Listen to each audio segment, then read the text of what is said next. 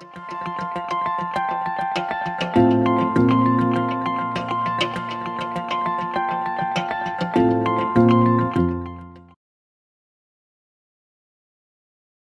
à tous, merci au RQRD pour l'invitation.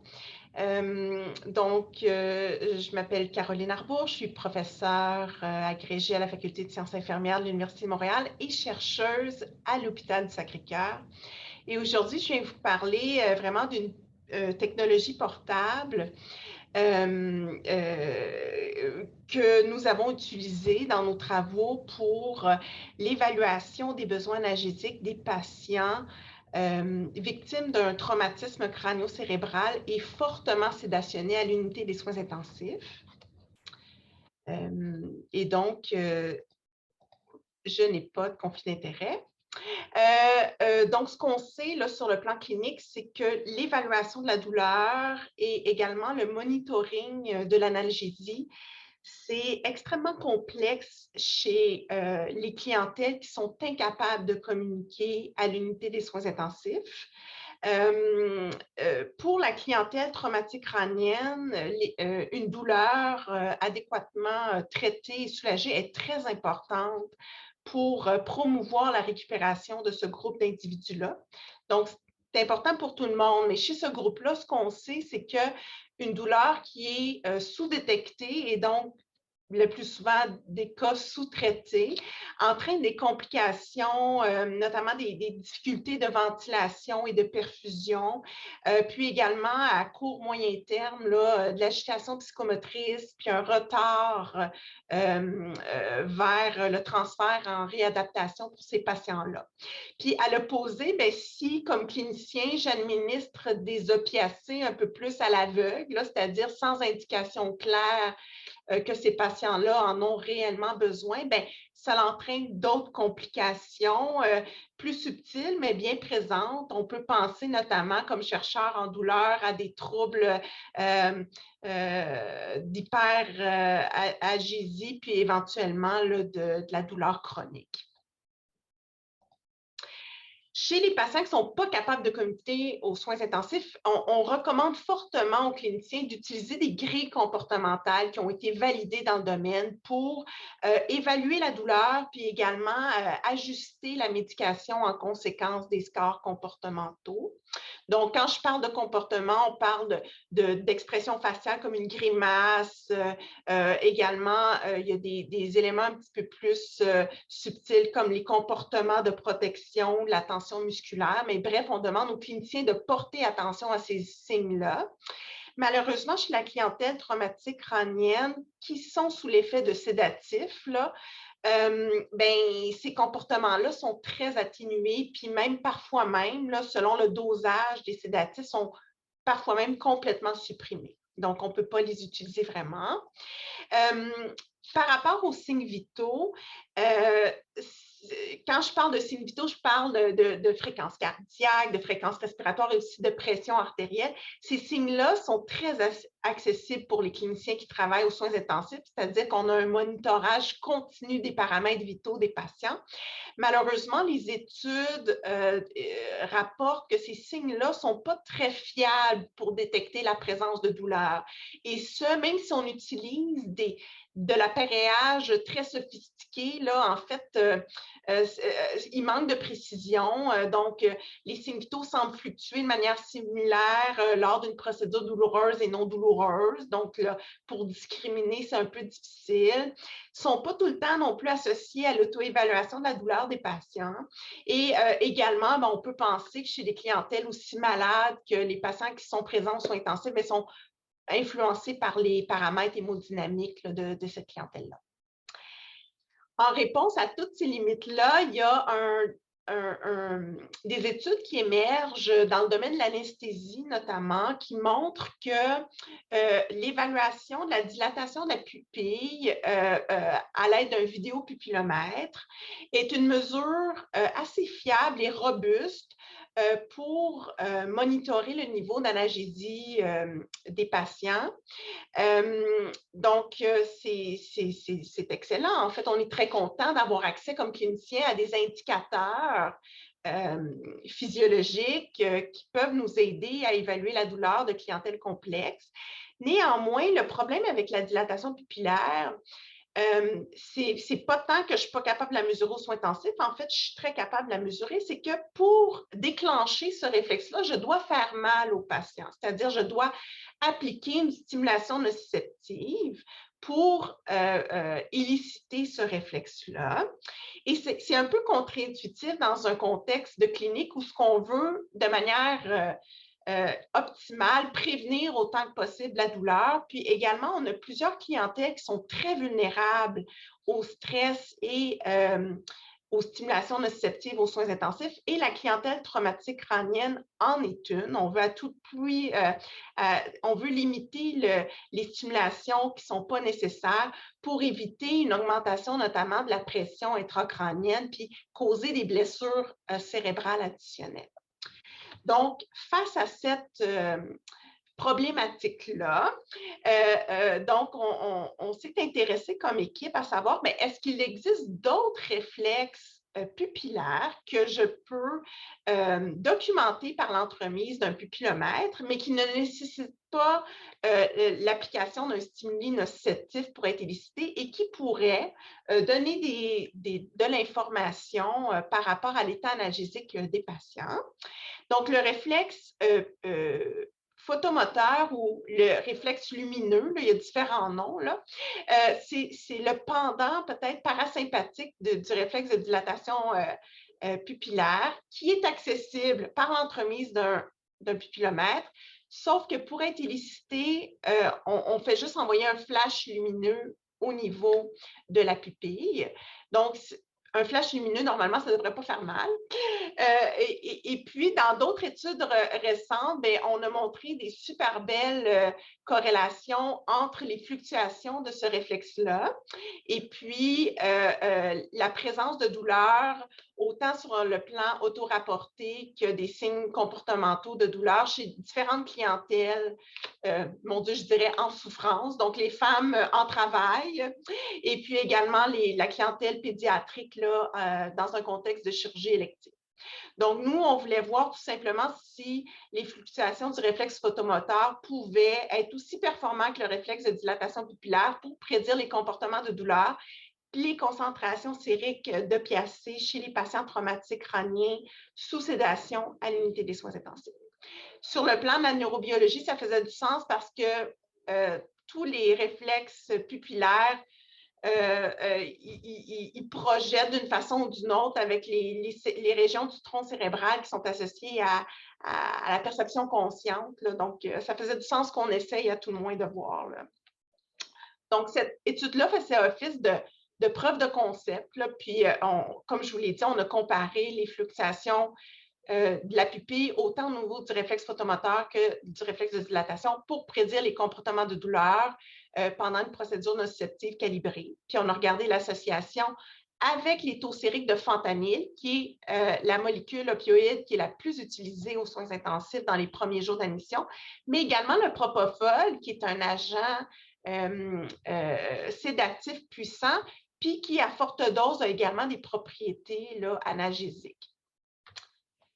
Donc, on a recruté des patients avec un traumatisme crânio-cérébral confirmé. Ils étaient, bien entendu, ventilés mécaniquement et, selon l'opinion des médecins, ils allaient devoir recevoir de la sédation en continu pendant plusieurs jours.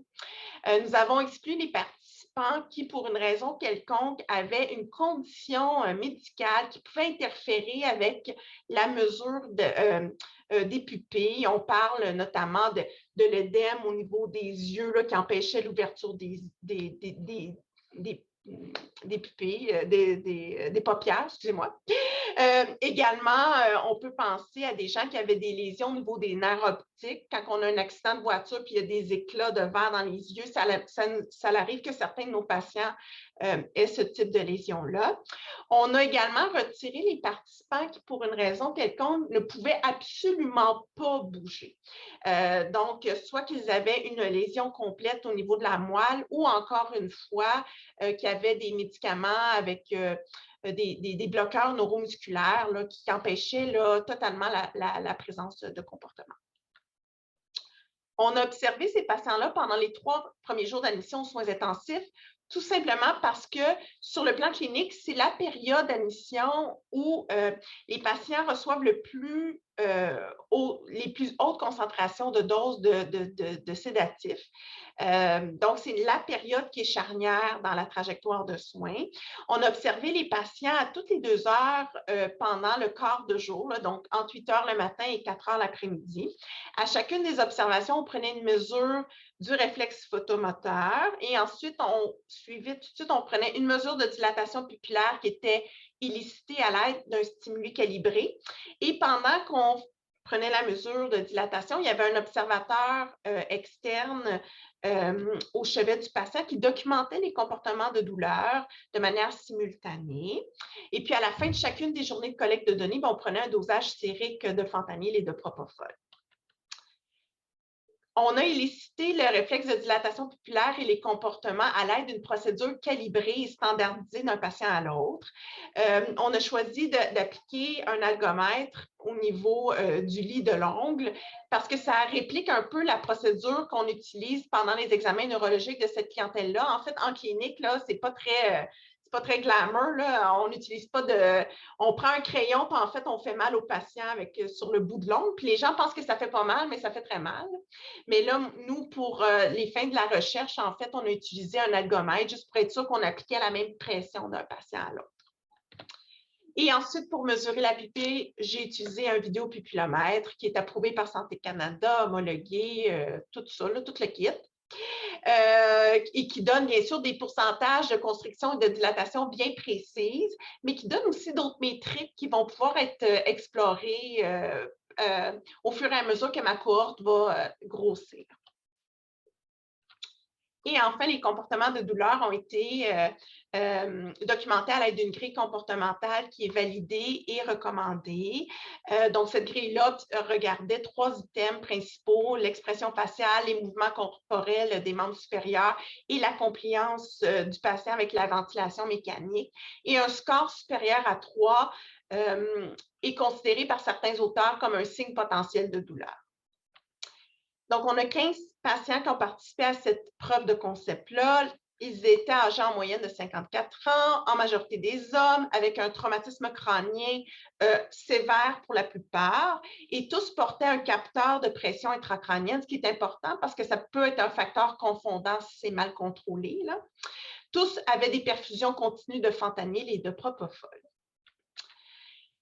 Sur ces 15 patients-là, ils ont participé à 103 observations pendant les 3 premières journées de leur hospitalisation aux soins intensifs. Ce qui était important pour nous avant d'entreprendre des analyses plus sophistiquées, c'était de s'assurer que les variations pupillaires, autant au niveau de la dilatation que la constriction, et également au niveau de la réactivité comportementale, étaient similaires d'une journée à l'autre. C'est-à-dire que nous, cliniquement, on savait en faisant cette étude-là que les 3 premiers jours, c'est là qu'ils sont le plus sédationnés, mais on voulait s'assurer qu'il n'y ait pas de changement de pratique ou de changement dans les approches dans les soins d'une journée à l'autre, qu'on ait comme un effet de temps là, sournois ou de récupération. Là. Puis en fait, on était satisfait, on voyait que c'était pas mal similaire d'une journée à l'autre. Ensuite, on a pris toutes ces données-là, on les a mis ensemble et puis on a fait des modèles de régression. Puis on a regardé, en fait, si le réflexe photomoteur et le réflexe de dilatation pouvaient prédire une réaction comportementale lors de la procédure calibrée. Et on voit que les 2 réflexes ont été capables de prédire la présence de comportement lors d'une procédure douloureuse calibrée. Sur le plan du réflexe photomoteur, on a démontré avec les analyses sanguines que le réflexe photomoteur est fortement corrélé avec la concentration sanguine d'opiacés. Et ça, c'est super intéressant sur le plan clinique parce que comme clinicien, je sais ce que j'administre aux patients, mais je ne sais jamais trop comment qu'ils métabolisent, puis qu'est-ce qui circule dans le patient. Puis c'est comme si ma pupille était vraiment comme un reflet direct de ce qui se passe dans le corps du patient sur le plan de la biodisponibilité des opiacés. Donc ça, c'était vraiment très important. Puis, en contrepartie, c'est peu associé au propofol. Et on a eu un résultat similaire avec la dilatation pupillaire, mais étonnamment, la corrélation est moins forte avec le fentanyl. Donc, c'est comme si mon réflexe photomoteur est très, très, très lié à ce qui se passe en termes de réponse analgésique et également de la réponse aux opiacés, puis un petit peu moins au niveau du réflexe de dilatation. Donc, cette preuve de concept-là, c'est une étude, bien entendu, de petite envergure, mais on propose quand même quelque chose de novateur sur le plan de l'évaluation de la douleur auprès d'une clientèle qui est extrêmement vulnérable et qu'on est un peu coincé avec les outils actuels. C'est-à-dire, c'est comme s'il y avait une période où on n'est pas capable d'adresser l'évaluation puis le soulagement de la douleur de manière optimale chez ces patients-là. Ces résultats-là viennent d'être publiés dans un journal en soins infirmiers. Et maintenant, les questions qu'on se pose comme équipe de recherche, c'est de dire, bien, OK, c'est super, c'est-à-dire que ce réflexe-là, qui ne nécessite pas l'application d'une procédure nociceptive, pourrait nous donner de l'information sur la présence de douleur et les besoins analgésiques de ces patients-là. Mais est-ce que ça corrèle maintenant avec les procédures de soins courants qu'on utilise aux soins intensifs? Donc, il faut se rappeler que nous, on avait utilisé une procédure standardisée expérimentale pour éliciter la douleur. Mais dans la vraie vie, les patients ne sont pas exposés à ça, sont plutôt exposés à des procédures de soins dont certaines occasionnent de la douleur, puis d'autres non. Donc, ça c'est notre prochaine étape. Puis, on voudrait également voir si la pupille corrèle avec certains paramètres de rétablissement de ces patients-là. Pour l'instant, ce qu'on a fait, c'est qu'on a suivi nos participants dans le temps, puis on a documenté pendant les 7 premiers jours d'extubation leur consommation d'opiacés sur les départements de soins. Puis ce qu'on rend compte, là, puis c'est que plus les variations pupillaires sont importantes pendant les 3 premiers jours d'admission aux soins intensifs, plus les patients vont demander des opiacés dans les 7 premiers jours d'extubation. C'est-à-dire que la douleur, l'intensité de la douleur est plus importante pendant cette période-là. Et bien entendu, compte tenu que les opiacés sont sur demande PRN, on le voit, ils le demandent aux infirmières et les infirmières l'administrent de manière plus intensive. Donc ça, c'est assez intéressant parce que quand on a un patient qui a un traumatisme crânien qui est hospitalisé aux soins intensifs, souvent, ils ont des blessures corporelles également. Puis on sait que les opiacés ne sont pas super réputés pour être bons pour la consolidation osseuse puis la récupération à long terme. Puis si on peut prédire les patients qui vont avoir besoin d'un suivi de douleur plus serré, en fait, à leur sortie des soins intensifs, bien, ça pourrait également être un aspect très intéressant. Donc, c'est un peu la voie, en fait, qu'on est en train d'analyser.